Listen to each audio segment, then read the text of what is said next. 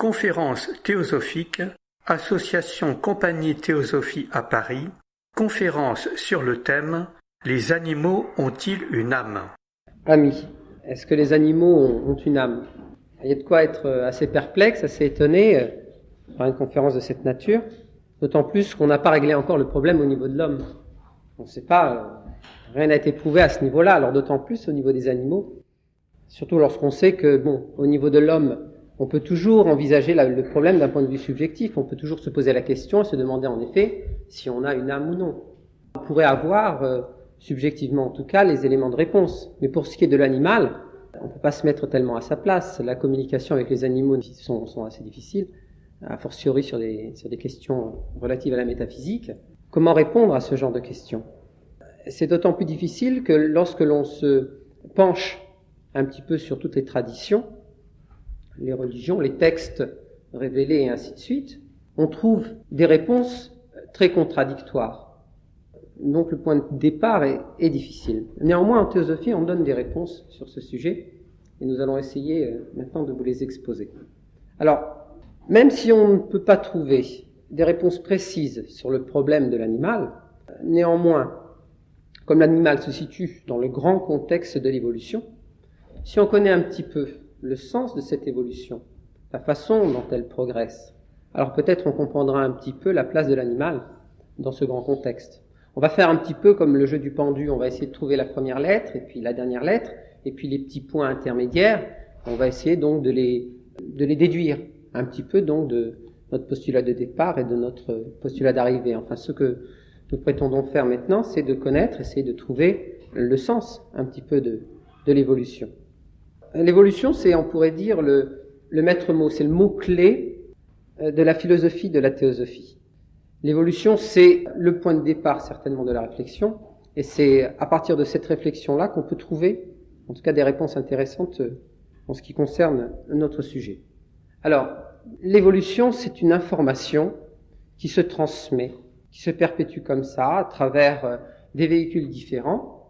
Alors la question qu'il faut se poser, c'est comment cette information se transmet, comment à partir d'une information il peut y avoir évolution, il peut y avoir progression, comment cela se produit-il exactement? Alors les biologistes modernes, la science d'aujourd'hui a trouvé quelques éléments de réponse. Vous avez tous entendu parler plus ou moins du code génétique, cette espèce de carte d'identité intime, interne que nous avons, et qui correspond en gros à tout notre être. C'est-à-dire aussi bien la forme du nez, la couleur des cheveux, la couleur des yeux, certainement des éléments de la psychologie, les maladies même peut-être à venir, tout cela est contenu dans notre code génétique. Alors ce code génétique, c'est ce qui permet on pourrait dire duplication, la transmission de l'information. En mettant la question est de savoir comment, à partir d'une information que nous savons maintenant précisément comment elle se transmet, comment il peut y avoir progrès, c'est-à-dire comment il peut y avoir variation de cette information, enrichissement de cette information, comment on peut emmagasiner des éléments supplémentaires qui permettent donc l'évolution. Là aussi, les scientifiques, enfin les biologistes ont tenté une réponse et ont dit que, en gros, le code génétique, d'une façon accidentelle, d'une façon extérieure, se modifie et les modifications sont parfois positives. Et c'est ce positif-là qui demeure et qui fait qu'au bout du compte, l'évolution, l'univers progresse. Alors là, on peut réfuter, et certains autres biologistes qui font partie d'une autre école ont réfuté très fortement ce point de vue. Alors pour quelles raisons? Pour des raisons de probabilité. En effet, lorsque l'on voit, les trois paramètres qui sont en notre possession, à savoir, 1. Le temps qui a été nécessaire à la Terre pour évoluer, depuis l'apparition de la vie jusqu'à aujourd'hui. Ça, c'est le premier paramètre. Le deuxième paramètre, c'est la probabilité pour qu'il y ait des transformations donc justement accidentelles au niveau de ce code génétique. Combien faut-il qu'il y en ait pour qu'on arrive au niveau où on en est aujourd'hui? Donc, le temps, les transformations internes, en gros, c'est ces deux paramètres-là que nous allons traiter. Et la question que l'on peut se poser, c'est est-ce que véritablement, la nature a eu le temps, accidentellement comme ça, de procéder à autant de transformations. Alors, les biologistes, disons spiritualistes, disent non. Et ils prennent une analogie qui est assez amusante, qui est ce qu'on appelle l'analogie des singes dactylographes. Ils disent en gros que ça correspond à une machine à écrire que l'on donne à des singes, et ils arriveraient, en tapant dessus comme ça par hasard, à constituer une Bible, à faire une Bible. C'est-à-dire que, en gros, d'une façon logique, la nature, normalement, ne devrait pas avoir eu le temps d'accumuler comme ça des accidents pour arriver à un résultat qui est aussi riche, aussi performant. Ce n'est pas possible au niveau de la probabilité. Elle n'a pas eu le temps suffisant. Donc, pour qu'on arrive à cette conclusion, à savoir l'univers tel qu'il est aujourd'hui, on est obligé donc de présupposer qu'il y a une autre source d'évolution qui n'est pas extérieure et qui est intérieure. Alors ça, c'est le postulat théosophique. C'est qu'il y a au sein de tout être, qu'il y a dans chaque expérience évolutive, une information interne qui se transmet progressivement, qui persiste, qui demeure et qui progresse. Alors, c'est la seule façon, en tout cas nous semble-t-il, de résoudre ce problème de l'évolution. Alors, cette information, comme nous l'avons dit, qui persiste, qui demeure et qui progresse, c'est cette information que l'on trouve au niveau de tous les règnes, c'est-à-dire aussi bien une plante, aussi bien un animal, et aussi bien l'être humain, l'anatome de vie possède cette information d'une certaine façon. Alors comment cette information progresse-t-elle? Comment s'enrichit-elle? Tout simplement par confrontation avec le monde, par découverte, par connaissance, par expérimentation. Et chaque fois qu'il y a des éléments nouveaux qui sont assimilés, cette information, elle gonfle, elle s'enrichit, elle s'accumule, et petit à petit, donc, elle devient plus riche, et c'est elle qui est à la source de l'évolution et de la progression de l'univers. De l'intérieur vers l'extérieur. Et c'est elle qui est donc au centre de toute expérience de vie. Aussi bien donc, comme nous l'avons dit, végétale, animale et humaine. Alors, elle progresse comme ça, d'une façon très différenciée, à travers des véhicules tout à fait différenciés. Comme nous l'avons dit, elle persiste, c'est-à-dire tout simplement que lorsqu'un véhicule est arrivé au terme de ses possibilités, elle emprunte tout simplement un autre véhicule pour pouvoir continuer tout simplement. Et c'est ce qu'on appelle la grande loi de la réincarnation. La loi de la réincarnation, c'est une loi tout simplement qui permet, qui autorise cette information tout simplement à continuer. Et on est obligé de poser ce terme de la persistance et de la continuité, parce que si chaque fois cette information se perdait dans la nature, si elle se dispersait, comment l'univers pourrait-il évoluer? Il ne peut évoluer qu'à partir du moment où cette information demeure, ou à partir du moment où cet enrichissement est un acquis chaque fois qui peut se permettre d'aller plus loin. Et donc, la loi de réincarnation, c'est tout simplement cette possibilité qui est donnée à ce centre qui récolte l'information. Au niveau de l'homme, ce sera un centre de soi-conscience, au niveau des animaux, c'est de la conscience aussi, et ainsi de suite, enfin, qu'importe les mots. La réincarnation, c'est tout simplement permettre à l'information de continuer, de progresser, d'aller plus loin. Alors, maintenant, donc, si on tire les conclusions un petit peu de ce système, qui est le point de vue de la philosophie de la théosophie, on comprend très bien où se situe l'animal et quelle est la nature de l'animal. L'homme, c'est un petit peu dans cette évolution, disons, le point le plus élevé peut-être, en tout cas sur Terre, qui a été atteint, mais bien entendu, il est passé par des règnes qui l'ont précédé, qui sont le règne animal, le règne végétal et ainsi de suite. Ce que nous voulons dire par là, c'est que ces centres de conscience, ces centres de vie, ces atomes, on pourrait dire, qui accumulent l'information, passent comme ça progressivement de règne en règne, de véhicule en véhicule, et de perfectionnement en perfectionnement. L'homme, c'est le résultat que nous connaissons. L'animal, c'est un stade qui l'a précédé et par lequel il est passé. C'est ça qui est important. Alors qu'est-ce qui différencie l'homme de l'animal? C'est que l'homme a développé une caractéristique qui lui est propre et qui s'appelle donc, comme nous l'avons dit, la soi-conscience. Et l'animal ne l'a pas encore développé. Il a certainement des éléments de conscience, mais il n'a pas encore développé cette intelligence, cette soi-conscience qui se trouve au niveau de l'homme. Mais néanmoins, il a en lui cette information qui persiste et qui demeure et qui va continuer à se transmettre. L'animal, donc, exactement comme l'homme, exactement comme toute énergie qui qui se trouve dans l'univers et qui est source d'information, l'animal se réincarne, selon la théosophie. La réincarnation n'est pas de la même nature, bien entendu. C'est une réincarnation qui lui est propre, qui est plus automatique, qui est plus rapide. Mais néanmoins, il y a réincarnation. Il y a possibilité au niveau du règne animal de progresser d'espèce en espèce.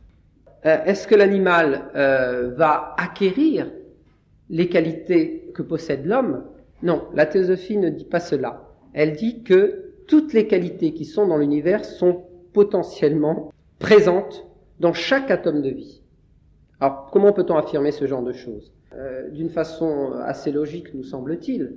En effet, s'il n'y avait pas, comme un petit peu en filigrane, en pointillé, dans chacun de ces atomes de vie, la direction vers laquelle tous les êtres, tous les éléments de l'univers doivent se diriger, ça va être complètement dispersé, ça va aller dans n'importe quel sens. Il y a comme une canalisation, on pourrait dire, au niveau de chaque être. Donc c'est comme nous l'avions dit, cette évolution, ce chemin qui est présent à l'intérieur d'eux-mêmes comme en pointillon, en filigrane, et qui leur permet donc de suivre la voie qui est leur propre voie et en même temps la voie de l'univers.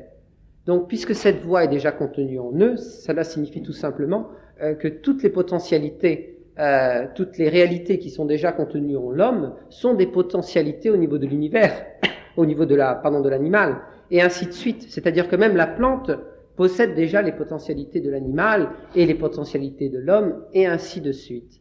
Il y a véritablement donc dans chaque source d'expérience, il y a pratiquement une omniscience, une connaissance globale qui petit à petit va se révéler à elle-même dans le cheminement de l'évolution, des incarnations, et ainsi de suite. Voilà donc en gros la théorie sur l'âme des animaux en théosophie. Alors, un élément d'information supplémentaire, la porte plus ou moins pour accéder au règne humain a été fermée, enfin elle est fermée actuellement. C'est-à-dire que les animaux qui continuent eux à évoluer au niveau de leur espèce n'accéderont pas, pour ce qui est en tout cas de cette terre du présent, n'accéderont pas au niveau humain. La porte leur est plus ou moins fermée. Il arrive un moment où il faut bien entendu que l'expérience soit vécue et qu'il ne peut pas y avoir comme ça des courants d'air perpétuels. Donc la porte est fermée. Il n'y a que exceptionnellement des anthropoïdes supérieurs qui auront accès prochainement, enfin dans un temps quand même assez lointain, qui pourront accéder au niveau humain. Mais c'est l'exception. Nous ne rentrons pas donc dans les détails, mais qui existent cependant dans l'enseignement théosophique. Nous avons donc nous avons présenté un aperçu de la grande évolution théosophique et de la position ou de la place de l'animal dans cette grande évolution. Mais maintenant, comment on va faire pour s'y retrouver un petit peu par rapport aux traditions spirituelles, par rapport aux religions? Est-ce qu'il y a véritablement des contradictions entre ce point de vue théosophique et le point de vue des religions? On va essayer d'en énumérer quelques-unes, on ne va pas être exhaustif, enfin certainement les plus importantes, et on va commencer bien entendu par la Bible. Alors, au niveau de la Bible, quels sont les différents éléments qu'on a à notre disposition? Il y a tout d'abord l'affirmation, tout au début de la Bible, de la présence d'une âme animale, un néphesh, comme il est dit, dans le premier homme, dans Adam. Dieu a insufflé ce néphesh dans ce corps d'argile. Alors, néphesh, c'est un terme générique qui s'applique aussi bien à l'animal qu'à l'homme. Donc nous trouvons déjà ici une communauté entre l'homme et l'animal. Ils possèdent les deux le même type d'âme vitale. L'homme possède, selon la Bible, d'autres éléments que l'animal n'a pas, le ruach, le neshama, c'est-à-dire des éléments plus spirituels, mais au niveau vital, il y a un point commun. Donc ça, c'est le terme qui s'applique à l'âme animale dans la Bible. Alors, qu'en est-il aussi de ce terme-là? Il est dit dans d'autres passages, et en particulier dans le Deutéronome, que ce néphesh-là, il est interdit de le consommer. Car le néphesh, c'est l'âme. Et que l'âme, plus ou moins, appartient à Dieu et doit retourner à Dieu. Donc, autrement dit, chaque fois qu'un animal doit être consommé, il faut auparavant le vider de son sang, qui doit être jeté à terre, le sang, avant consommation. Il est interdit de consommer le sang parce que le sang, c'est l'âme et l'âme doit retourner à Dieu. En gros, c'est ça. Alors là, on a une réponse qui va plus ou moins dans le sens de la théosophie. Si on n'a pas le droit de consommer l'animal, enfin le sang du moins, parce que le sang c'est l'âme et qu'elle doit retourner à Dieu, donc il y a une persistance dans l'animal de quelque chose qui doit retourner au divin, dont la destinée est de demeurer. Ça appartient à Dieu, on n'a pas le droit d'y toucher. Donc déjà au niveau de la Bible, on voit bien qu'il n'y a pas forcément des contradictions avec la théosophie. Alors il y a un troisième élément qu'on retrouve aussi dans la Genèse et qui est source de différents malentendus, c'est la position de l'homme par rapport au règne animal. C'est le passage où il est dit qu'il dominera les poissons, les oiseaux, les êtres, etc., les êtres, les mammifères, et ainsi de suite. Qu'il sera donc le dominateur de la création. Alors, comme nous l'avons dit, ça a été vraiment une source de malentendus très important, puisque c'est à partir de là que le manque de compassion, on pourrait dire, ou le manque d'humanité de l'homme s'en est ressenti. C'est ça qui est important. Et pourtant, on trouve d'autres passages dans la Bible qui sont complètement en contradiction. Par exemple, en ce qui concerne le respect du Shabbat, c'est-à-dire le jour saint, le jour de repos. Il est très clairement dit que non seulement donc les Israélites ne devaient pas travailler, mais l'étranger et l'animal qui vivait aussi dans le foyer. Il ne doit pas travailler. Il y a un respect animal profond et réel au niveau de la Bible.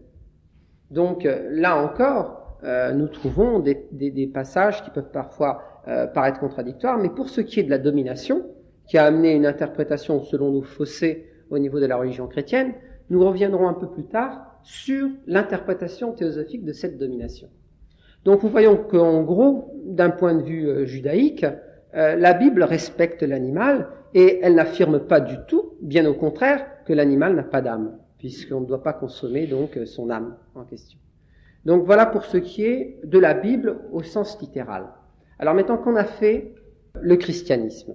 Alors le christianisme, on a fait en fait un dogme provenant de saint Thomas, qui est celui-ci, c'est que l'animal a bien une âme, mais cette âme est périssable.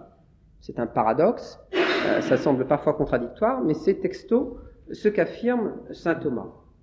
Alors cela signifie quoi? Cela signifie tout simplement que l'âme de l'animal, il y a bien une âme en effet, on ne peut pas contredire cette affirmation puisqu'elle est dans la Bible, elle va pas survivre à la mort. Alors c'est de l'âme, c'est de la matière, c'est quoi exactement? Si c'est de l'âme, ça doit survivre, c'est différent de la matière. Si c'est de la matière, c'est pas de l'âme. Alors il faut savoir exactement à quoi s'en tenir. Alors saint Thomas, il répond plus ou moins par une pirouette à cette question. Il dit tout simplement que la nature de l'âme animale est mitoyenne. Elle n'est ni spirituelle, on pourrait dire, ni matérielle. Elle fait partie un petit peu des deux. Et c'est ce qui lui permet donc de conclure à l'arrivée que cette âme, bien qu'existant, elle va disparaître à la mort de l'animal. Alors, autre paradoxe, on retrouve dans la tradition chrétienne des cas attestés de résurrection animale et qui sont reconnus par l'Église romaine, tout à fait reconnus. Alors comment un animal qui n'a pas d'âme peut-il ressusciter? C'est encore étonnant.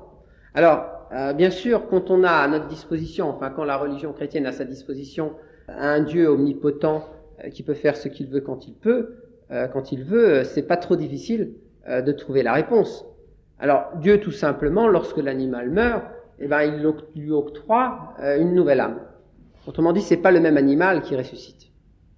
Alors bon, c'est un point de vue un petit peu peut-être encore une cabriole, mais c'est le point de vue officiel de la Bible. Autrement dit, les résurrections d'animaux ne correspondent pas à la réapparition de la même âme, mais à la création d'une nouvelle âme.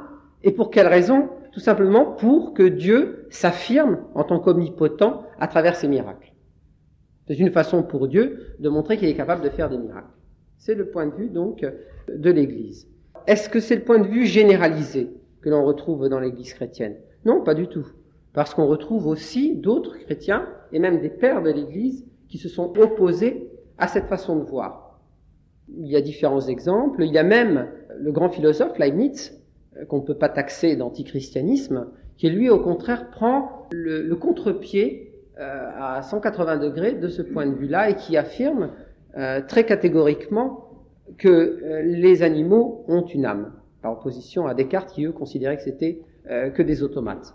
Alors, on retrouve donc dans l'Église chrétienne des points de vue très, très contradictoires, et comme nous l'avons dit, il y a des pères de l'Église qui affirment l'existence de l'âme. Donc c'est pas très clair aussi à ce niveau-là.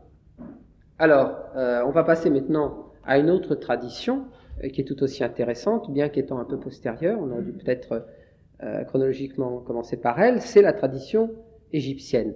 Alors, que se passe-t-il en Égypte? Eh bien, il y a un fait qui est très étonnant, c'est qu'on a retrouvé donc des bâtiments funéraires avec des momies, par exemple, de chats. Des centaines de milliers de momies de chats. Des centaines de milliers. Hein. Nous affirmons, enfin, nous ne nous trompons pas de chiffres. Hein. Il s'agit bien de centaines de milliers de momies. Essayons de voir dans le contexte à quoi cela correspondait.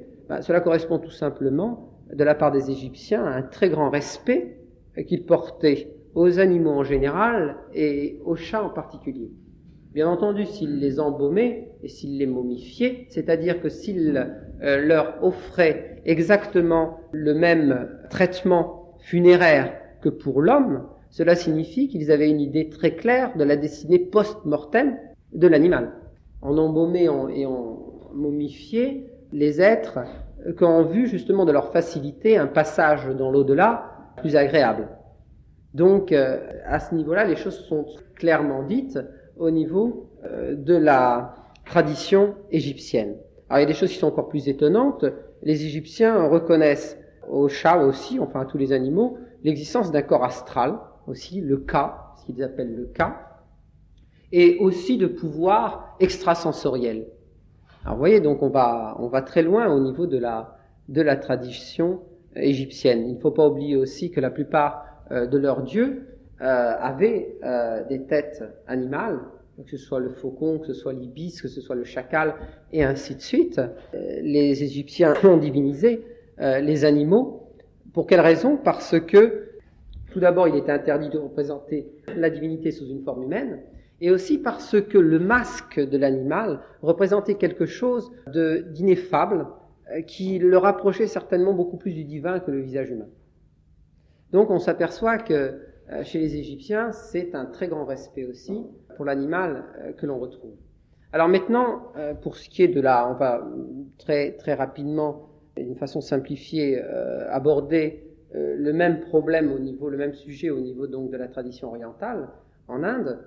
Alors en Inde, bien entendu, tout le monde le sait, la réincarnation, c'est quelque chose qui existe aussi bien au niveau des êtres humains que des animaux. La métempsychose, qui est la possibilité donc de réincorporation d'une âme humaine dans un corps animal, est une idée qui est partagée communément en Inde. On retrouve dans les lois de Manu en particulier des textes très précis à ce sujet, où il est dit que si on commet tel type d'action, on risque de se réincarner dans le corps d'une gazelle ou dans le corps d'une araignée, et ainsi de suite. Il y a comme ça toute une énumération très précise de toutes les correspondances entre la nature de nos actes et les incarnations dans des corps animaux.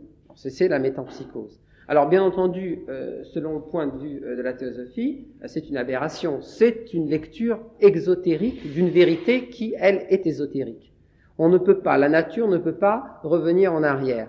À partir du moment où un progrès a été acquis, on prend la suite. On continue à partir du niveau où on s'est retrouvé. On ne peut pas revenir comme ça, jouer à saute-mouton continuellement à travers les règnes. Alors c'est une façon, pour les brahmanes certainement, d'accentuer, d'accuser leur emprise sur la population, de faire peur, autrement dit, à partir d'une vérité qui, elle, est réelle. Alors selon la théosophie, ça n'existe pas. L'évolution, la réincarnation, c'est de règne en règne et en progression continue. Même s'il y a bien entendu parfois des possibilités de recul provisoire, mais c'est toujours relatif à un même règne. Donc ça, c'est le point de vue hindou, et on retrouve aussi donc, en gros, la philosophie de la théosophie là-dedans. Alors, pour terminer un petit peu ce rapide aperçu là des différentes traditions, on va raconter une petite histoire que l'on retrouve dans la Kabbale et qui illustre, nous semble-t-il, parfaitement bien notre propos. Alors, c'est l'histoire d'une femme qui trouve dans la rue un poulet, mais un poulet qui est mort. Donc, elle est incapable de dire si ce poulet est pur pour la consommation ou impur. Parce que comme vous le savez, dans le judaïsme, il faut tuer la bête d'une façon particulière, il faut l'égorger la plupart du temps. Et si la bête a été tuée d'une façon différente, par exemple à la suite, je ne sais pas moi, par une arme ou même naturellement, par une maladie, la bête est impure à la consommation. Donc elle retrouve cet animal-là, elle l'emmène chez un rabbin et elle lui demande « Est-ce que cet animal est pur à la consommation? Est-ce que je peux le manger ?» Alors le rabbin réfléchit un petit peu pendant 5 minutes et il se dit « Si je lui dis qu'elle peut le manger, je peux me tromper. Donc je lui fais commettre un péché. Ne prenons pas de risque, disons qu'il est impur à la consommation et comme ça, le problème sera réglé. » Il lui dit donc qu'il est impur à la consommation et l'histoire s'arrête là, semble-t-il dans un premier temps. Alors on se retrouve longtemps après, des années et des années plus tard, dans un autre village, une famille pieuse, un enfant né, et il est muet. Alors il grandit, il est très pieux, il est très dévot, il est très empreint, de philosophie religieuse, mais il ne parle pas, et malheureusement c'est une grande tristesse pour sa famille. Alors il arrive à l'âge de 13 ans, l'âge de 13 ans c'est l'âge de la communion dans le judaïsme, et puis donc pendant qu'il fêtait sa communion, une femme arrive, et on se retrouve plus ou moins dans la même situation que celle que nous avons rencontrée tout de suite. Elle apporte un poulet et elle demande au rabbin qui se trouvait là lors de la communion, elle demande s'il est cachère ou s'il n'est pas cachère, s'il est apte si elle peut le consommer. À ce moment-là, l'enfant dit un mot, il dit il est cachère et il meurt aussitôt. Alors, qu'est-ce qui s'était passé? Il s'était passé tout simplement quelque chose de très bizarre. C'est ce que raconte la Kabbale, c'est bien entendu une histoire, il ne faut pas la prendre à la lettre. C'est que le poulet était parti se plaindre auprès de Dieu. Tout simplement, qu'est-ce qu'il a dit? Il a dit qu'il était apte à la consommation. Il devait être normalement mangé par l'homme. Et il ne l'a pas été mangé à cause de ce rabbin, à cause du premier rabbin, qui donc n'a pas voulu qu'il soit consommé. Or, le but, la raison d'être de ce poulet sur terre, c'était d'être consommé. C'était un petit peu pour lui un grand honneur que de pouvoir être consommé par l'homme. Et au bout du compte, il n'a pas été. Alors, Dieu a puni d'une certaine façon le rabbin, il l'a obligé à se réincarner dans le corps du petit enfant muet, et le rabbin était presque arrivé au terme de son évolution, il lui manquait donc plus que ce petit élément-là, cette réparation, pour accéder à la présence auprès de Dieu. Et quand l'occasion s'est présentée, alors bien entendu il a dit ce qu'il fallait dire, et il est mort aussitôt parce qu'il avait atteint la béatitude. Et voilà, tout était réglé. Quelle est maintenant l'interprétation théosophique de cette histoire? Parce que, bien entendu, il y en a une. On la retrouve un petit peu dans l'analyse que fait la théosophie de la matière et de l'esprit. Selon la théosophie, la matière, c'est de l'esprit cristallisé, et l'esprit, donc, c'est de la matière subtile, on pourrait dire d'une certaine façon. Et donc, il n'y a pas véritablement une opposition entre les deux. Selon la théosophie aussi, la matière est quelque chose donc qui peut s'élever. Et on pourrait même dire que c'est la raison d'être de cette matière que de pouvoir être élevée, de pouvoir être spiritualisée. Comment, de quelle façon elle est spiritualisée? Tout simplement par les êtres qui sont dans cet univers et qui participent d'une certaine façon à l'élévation des règnes qui leur sont inférieurs. C'est-à-dire que l'homme, comme une espèce de batterie spirituelle, par la consommation, par ses pensées, et ainsi de suite, par un nombre incalculable de moyens, élève d'une certaine façon la matière et la spiritualise. C'est de son devoir, c'est son travail, véritablement.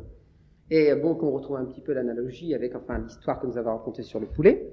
Alors, quel rapport avec tout ce que nous avons dit précédemment?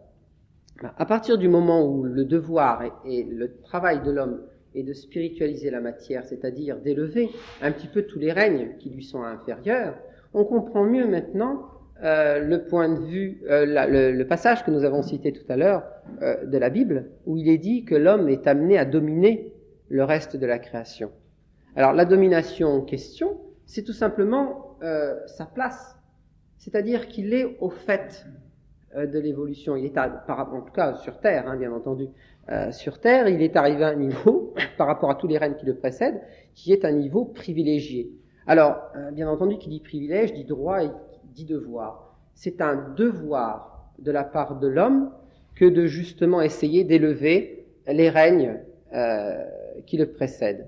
Il est un petit peu, pour prendre une analogie, un petit peu comme la locomotive de l'évolution, et tous les règnes inférieurs, c'est des petits wagons qui sont rattachés donc derrière lui. Et donc, c'est de son travail que de pouvoir élever, comme nous l'avons dit, donc les règnes inférieurs. On retrouve, et ça va être un petit peu l'objet de notre conclusion, un autre passage dans la littérature théosophique qui est très surprenant. C'est Madame Blavatsky, donc, qui est plus ou moins à l'origine de la théosophie moderne, qui l'affirme, et qui dit que lorsque l'on tue un animal, quel qu'il soit, même un insecte, non seulement on arrête son évolution, et donc on le freine dans son ascension personnelle vers des niveaux humains et autres, non seulement cela, mais l'homme lui-même se freine dans sa propre évolution. Pour prendre un petit peu l'image de la locomotive et des wagons tout à l'heure, il est évident que si tout est accroché et que le dernier wagon est freiné pour une raison ou pour une autre, la locomotive aussi va être freinée. Il y a une solidarité, on pourrait dire, entre tous les règnes, aussi bien le règne humain que le règne animal. Ça doit nous amener un petit peu peut-être à tirer des conclusions, enfin à réfléchir dans un sens un peu particulier. Et lorsque, en plus, on sait, et c'est l'affirmation théosophique, que les animaux, que nous avons été des animaux, que lorsque nous voyons un chien, que lorsque nous voyons un chat, il faut penser peut-être au fond de soi que nous avons été, d'une certaine façon, ce chien, ce chat, nous sommes passés par là. Alors lorsque nous pensons comme ça, et lorsque nous pensons aussi à la réciproque, c'est-à-dire que ce chien, ce chat, par exemple, qui est en face de nous, va devenir un homme et qu'il est un homme, potentiellement et certainement plus, alors là, peut-être, on a toutes les raisons d'avoir plus de compassion envers donc nos frères qui sont un petit peu plus en retard que nous.